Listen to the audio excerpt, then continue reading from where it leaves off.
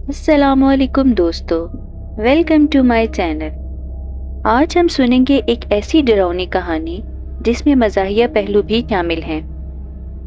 सहर का वक्त था। नदीम भागा भागा अरशद के घर जा रहा था। दरवाजे के पास पहुंचा और तेज तेज दस्तक देने लगा। अरशद बाहर निकला, बनियान और शलवार पहने, नींद से आंखें मलता हुआ। अरे क्या हो गया, सुबह हुई नहीं और तू आ गया अपना मुंह उठा के। नदीम का सांस फूला हुआ था। नदीम बोला, जल्दी घर आ, शहजादे ने नया चांद चढ़ाया है। अरशद समझ गया, यकीनन भोले की ही बात हो रही है। भोले का असली नाम सज्जाद था।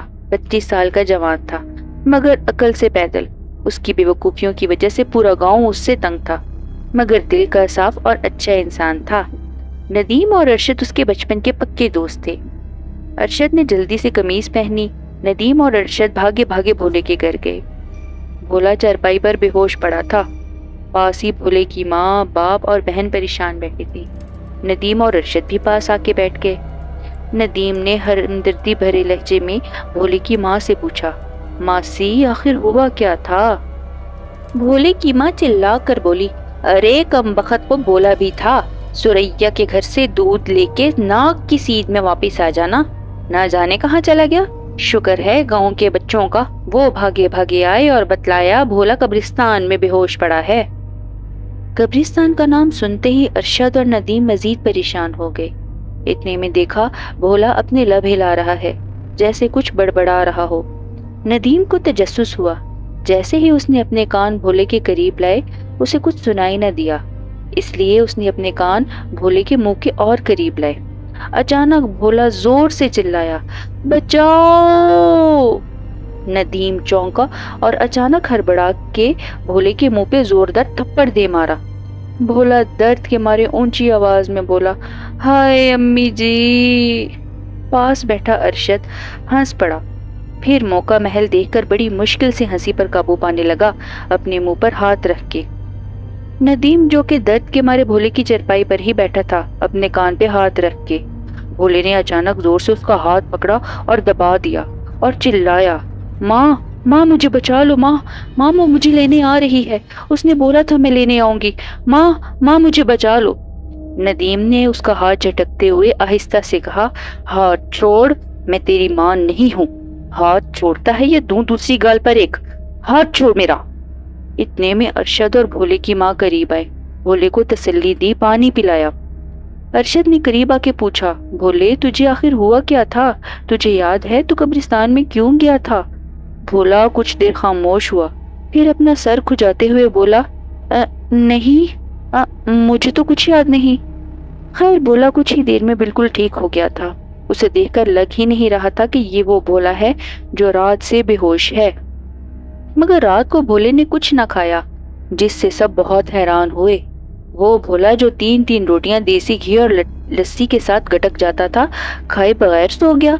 अगली सुबह उसकी माँ देसी घी में चूरी कुटी हुई अपने हाथों से निवाला बना के भोले के मुंह तक लेके जाती, मगर भोला मुंह फेर लेता, कुछ न खाता। भोले की माँ बोली, खा ना मेरे भोले, क्यों नहीं कुछ खाता? भोला आगे से जवाब देता, अम्मा वो मुझे लेने के लिए आएगी, अम्मा वो आएगी। बस इतना ही बोलता और मुंह फेर लेता। इतने में दरवाजा खुला। बेटी आई जो ब्याही गई थी, भोले की बहन सुरैया। अरे आओ सुरैया, देखो तो सही भाई को क्या हो गया। सुरैया ने जब भोले की हालत देखी तो बहुत परेशान हुई। बोला, क्यों नहीं कुछ खा रहा, आखिर हुआ क्या है? इतने में पास मस्जिद में ऐलान हुआ, बाबा शौकत गुम गया। हाय अल्लाह, वो कैसे गुम गया? भोले की माँ हैरान होके बोली। बूढ़ा था लेकिन सेहतमंद था। सुरैया बोली, हाँ माँ, बूढ़ा था लेकिन अव्वल नंबर का ठरकी था। 80 साल का हो गया था, कहता था 5वीं शादी करूंगा। अभी ही भैंस और गाय बेच के नकली दांत बनवाए थे।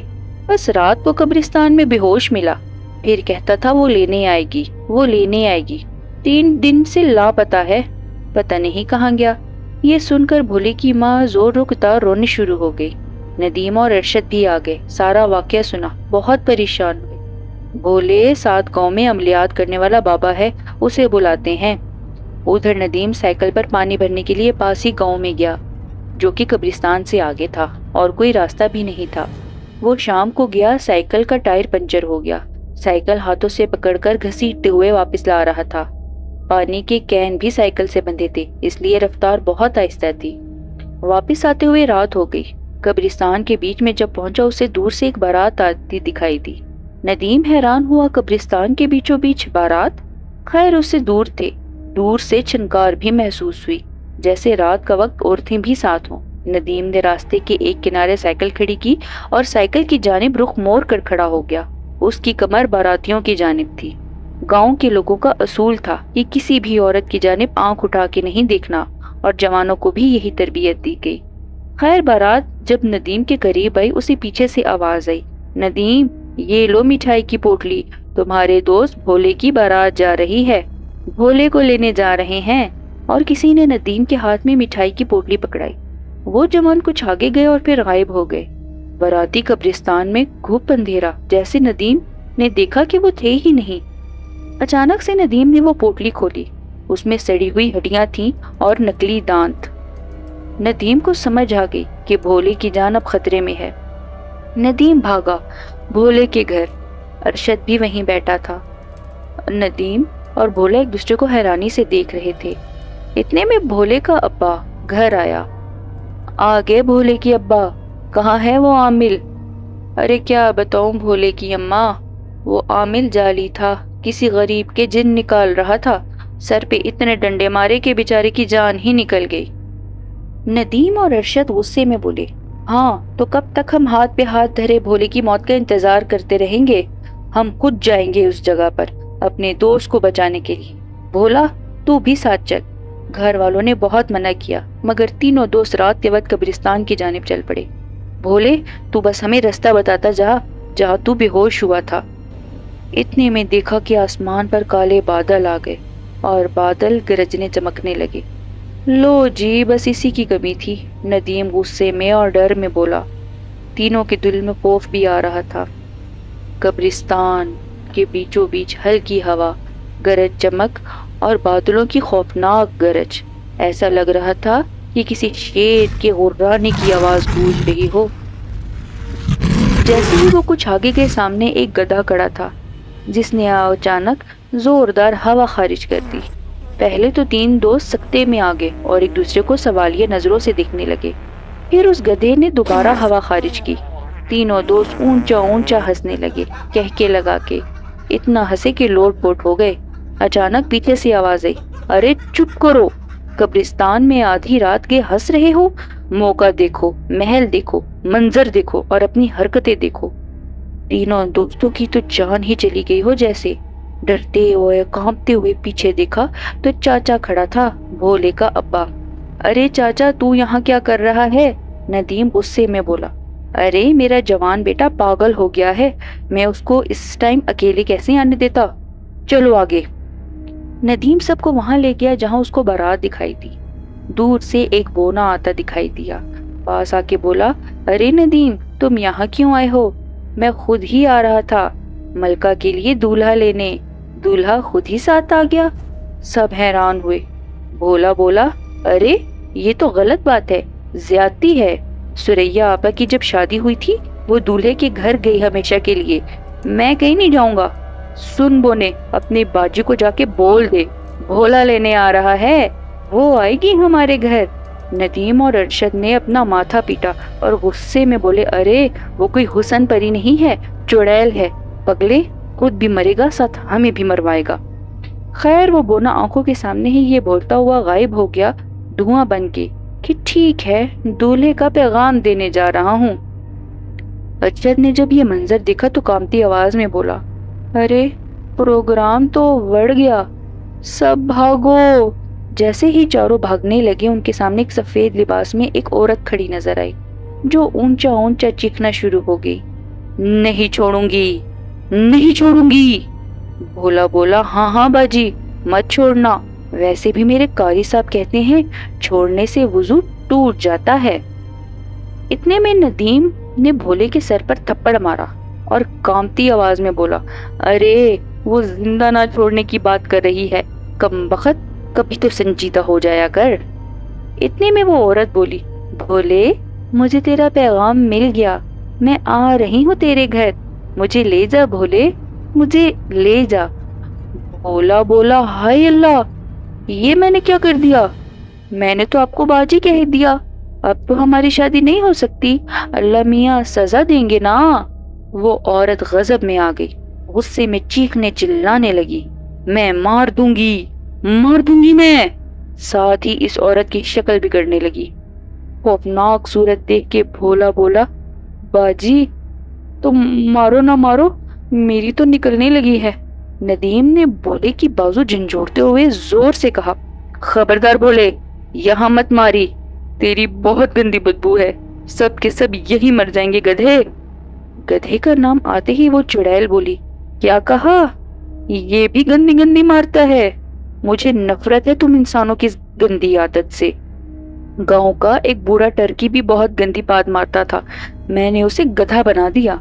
चारों ने एक लम्हे में एक साथ मुड़ के उस गधे को देखा जिस पे ये तीनों दोस्त ऊंचा ऊंचा हंस रहे थे। नदीम डरते हुए बोला, बाबा शौकत। अचानक नदीम के दिमाग में ख्याल आया, उसने चालाकी से ऊंची आवाज में कहा, भोले बदबू ना छोड़ी, हम यहाँ से जा रहे हैं। ये कहकर उसने तीनों को इशारा किया, तेज तेज चलने लगे। अचानक वो औरत ऊंचा ऊंचा रोने लगी। रोने की आवाज सुन के सब रुक गए। हाय अल्लाह, ये क्यों रो रही है? भोला बड़े अफसोस से बोला। भोला बोला, बाजी मत रो। चुड़ैल बोली, 400 सालों से सच्ची मोहब्बत की तलाश में हूँ, आखिर मुझे मेरी सच्ची मोहब्बत कब मिलेगी? रोती हुई चुड़ैल को देख के भोला हौसला देने लगा और बोला, बाजी गम ना कर, हम 10 बहन भाई हैं, मेरी अम्मा बुढ़ी हो गई है, अभी भी मेरे अब्बा को ताना देती है कि मुझे सच्चा प्यार नहीं मिला, है ना अब्बा? न जाने किसकी नजर लग गई मेरी बाजी को, इतना ज्यादा रो रही है, किसकी बद्दुआ लग गई है मेरी बाजी को। बाजी मत रो मेरी बाजी। चुड़ैल ने भोले की तरफ देखकर कहा, आज तक मुझसे किसी ने भी इतनी हमदर्दी नहीं की। मैं तो समझती थी इंसान खूबसूरत जरूर होते हैं मगर बेवफा और सख्त दिल होते हैं। मैं इंसानों के सामने जब भी अपने असली रूप में आई, कुछ डर के मर गए, कुछ कमबख्त भाग गए और कुछ पागल हो गए। नदीम आहिस्ता से बोला, कभी किसी भूत को भी आजमा के देख लो। चुड़ैल बोली, भोले तू दिल का साफ और अच्छा है, मैं तुझे कुछ नहीं कहूँगी।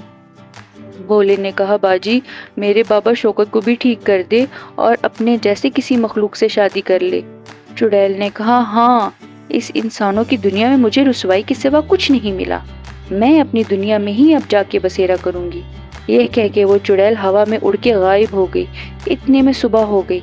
बाबा शौकत भी घर से ही सलामत पहुंच गया, मगर वो सबको रो रो कर एक ही जुमला पंजाबी में कहता जा रहा था, मैं मज वेची, मैं गां वेची, मैं व्याह करना सी, मैं तां वेची।